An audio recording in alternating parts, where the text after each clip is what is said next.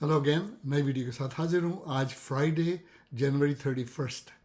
Next 5 weeks बड़े important है, खुसूसन Ontario और कनाडा के लिए। क्यों? इसलिए कि ओंटारियो में इलेक्शंस हो रहे हैं, अर्ली इलेक्शंस, और वो 27 फरवरी को होंगे।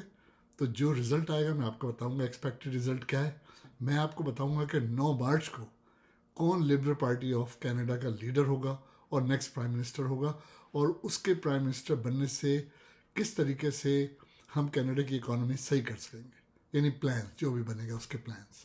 पाकिस्तान में क्या हो रहा है मैं आपको बताऊंगा कि पाकिस्तान का मोस्ट हेटेड पर्सन कौन है आजकल सर्वे के मुताबिक। मैं आपको बताऊंगा, वैसे तो आप समझ गए होंगे। और मैं आपको बताऊंगा कि जो ओंटारियो के लीडर्स हैं, खुसूसन 3 बड़ी पार्टियों के लीडर यानी लिबरल, कंजर्वेटिव और एनडीपी की इस वक्त स्टैंडिंग क्या है। तो जाहिर है हम लोग ओंटारियो में रहते हैं तो हमारा कंसर्न है, हम जानना चाहते हैं कि क्या होने वाला है, कौन पार्टी लीडर आएगा और क्यों आएगा। तो हम आज इन सब पे बातें करेंगे, और फिर अगर वक्त बचा तो फिर हम ट्रम्प साहब की ज़रा डिटेल से बात करेंगे कि कल उनकी टैरिफ आने वाली है, यानी सैटरडे February 1 को एक्सपेक्टेड है टैरिफ मैक्सिको के लिए, कनाडा के लिए एक्सपेक्टेड 25%, चाइनीज़ इंपोर्ट के लिए 10%। तो उसके क्या असरात होंगे नॉर्थ अमेरिका पे, और ये कि ट्रम्प साहब कितने दुनिया में दोस्त बना रहे हैं और कितने दुश्मन बना रहे हैं, इन सब पे बातें करेंगे। तो चलिए जनाब, सबसे पहले हम बात करते हैं ओंटारियो इलेक्शन की। कि जैसा कि आप सबको पता है कि रेट इशू कर दी है लेफ्टिनेंट गवर्नर ने, जो तरीका होता है इसका, और ट्रम्प साहब ने 26 जून 2026 यानी अगले साल, यानी समझ लीजिए अभी 15 महीने बाकी हैं, उन्होंने अर्ली इलेक्शन कॉल किया है। और इसलिए कॉल किया है कि वो 47% पॉपुलरिटी इंजॉय करें, उनकी पार्टी इंजॉय करिए। उनको पता है कि आज इलेक्शन हो गए तो हम मेजॉरिटी में दोबारा आ जाएंगे। तो ये उनका मूव है और I think it's a very smart move. अच्छा, ये पहली दफ़ा नहीं हुआ है। अब देखिए, लिबरल्स जो बॉनी क्रॉम्बी जो हमारी मिसागा की मेयर होती थी, वो बहुत शोर कर रही हैं कि अर्ली इलेक्शन हो रहे हैं, 190 मिलियन उसकी कॉस्ट आएगी, ज़रूरत क्या थी, अभी तो मैंडेट बाकी था, अभी तो टाइम बाकी था। नेचुरली वो अपोजिशन में उनको यही बात करनी है। एनडीपी भी शोर कर रही है, लेकिन ये कोई नई बात नहीं है। ये पॉलिटिशियन बड़े जल्दी भूल जाते हैं, इनकी मेमोरी जो होती है बड़ी शॉर्ट लिव्ड होती है।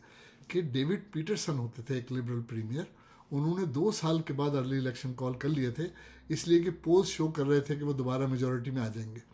और आप में से जो लोग पॉलिटिक्स में इंटरेस्ट रहते हैं और जिनको याद हो उसके बाद जो उनका हशर हुआ था, तो डेविड पीटरसन साहब बड़े सॉरी थे कि उन्होंने अर्ली इलेक्शन क्यों कॉल किया। लेकिन अब हालात ज़रा डिफरेंट है। एक तो ये कि अब इंटरनेट आने से बड़ी बात हो गई, यानी आपको सोशल मीडिया पे क्विक पब्लिसिटी मिल जाती है, आपकी बातें जल्दी पहुंच जाती हैं। तो फोर्ड साहब के साथ ऐसा नहीं होने वाला। मुझे यकीन है कि आइंदा गवर्नमेंट भी पीसी की होगी।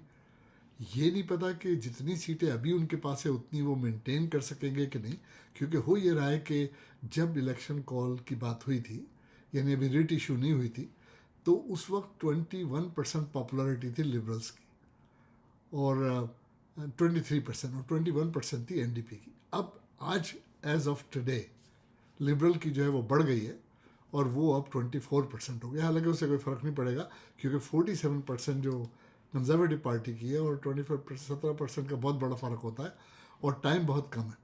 तो अपोजिशन पार्टी ये भी शोर करी है कि क्विक इलेक्शन, यानी 27 दिनों में वो कौन सा तीर मार लेंगे। और वाकई इतनी जल्दी बहुत मुश्किल है कि वो किसी तरीके भी पीसी पार्टी की पॉपुलरिटी के करीब आ जाए।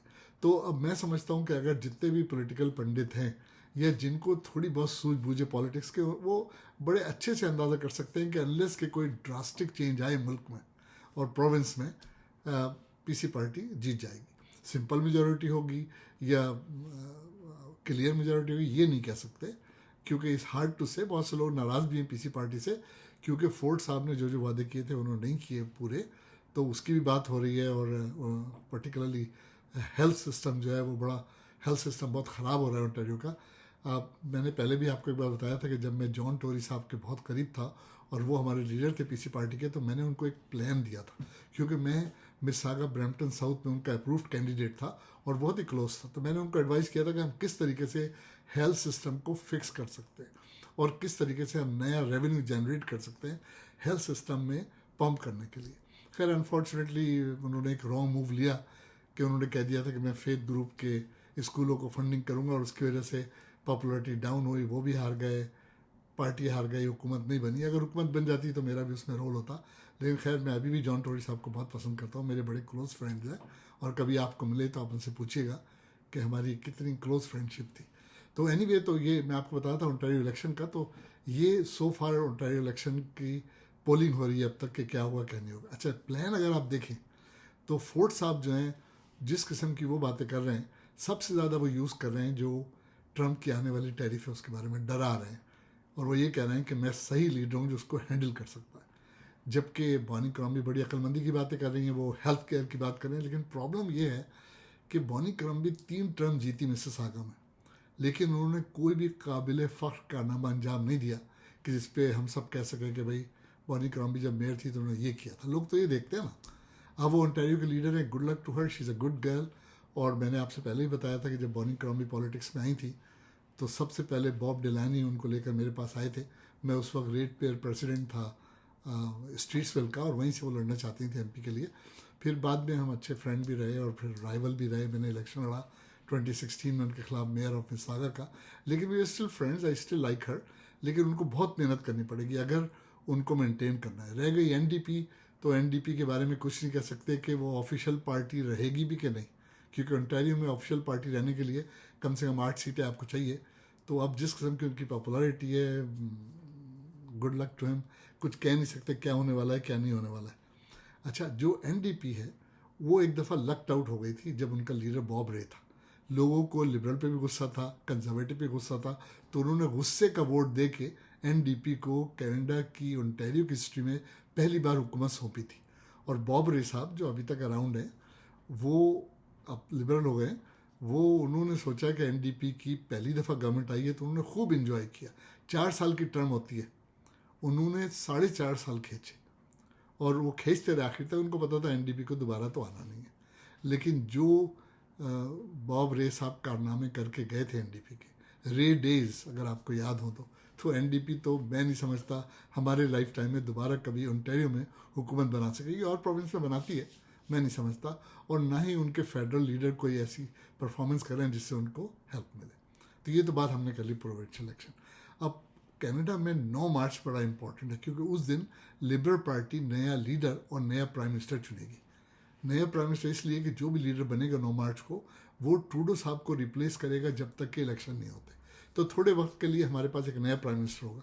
अब इस वक्त जो है देखें, 30 जनवरी यानी यस्टरडे तक 50,000 नॉन रिफंडेबल फीस जमा करानी थी लीडरशिप रेस के लिए। 6 कैंडिडेट ने जमा करा दी, लेकिन एक कैंडिडेट, जैसे मैंने पिछले व्लॉग में कहा था कि वो नेटिव था और वो बटीस्टैट शायद प्रोनाउंस करता है अपना नाम, वो अब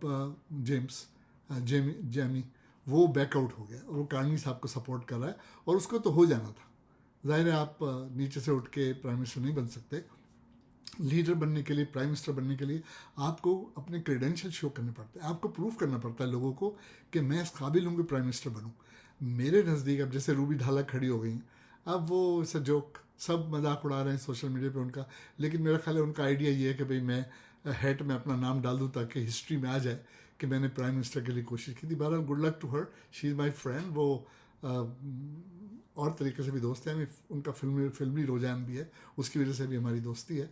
लेकिन इस वक्त 2 बड़े कैंडिडेट हैं और इन 2 में से एक इलेक्ट होगा। या तो मार्क कार्नी है जो बैंक ऑफ कनाडा और बैंक ऑफ इंग्लैंड के साबिक गवर्नर है और बड़े एक शुरू आदमी है, और दूसरा वो फ्रीलैंड है जो हमारी डिप्टी प्राइम मिनिस्टर थी। अच्छा, फ्रीलैंड जो है उन्होंने यूक्रेन के लिए बड़ा काम किया था क्योंकि उनकी मदर यूक्रेनियन है। तो जब यूक्रेन को फ्रीलैंड की वजह से अरबों रुपए की यानी बिलियंस ऑफ डॉलर्स की एड मिली थी, और जिस पे काफ़ी लोगों ने ऑब्जेक्शन भी किया था कि यूक्रेन में जो बच्चे खो गए हैं, आप कनाडा से उनको पैसा दे रहे हैं ढूंढने के लिए, लेकिन उनका बैकग्राउंड है यूक्रेनियन। और दूसरी बड़ी बात यह है कि कनाडा की 3rd लार्जेस्ट पॉपुलेशन यूक्रेनियन है, यानी इंग्लिश और फ्रेंच के बाद सबसे ज़्यादा कनाडा में यूक्रेनियन रहते हैं। तो फ्रीलैंड को उनकी सपोर्ट है, नेचुरली उन्होंने काम किया यूक्रेन कम्युनिटी के लिए।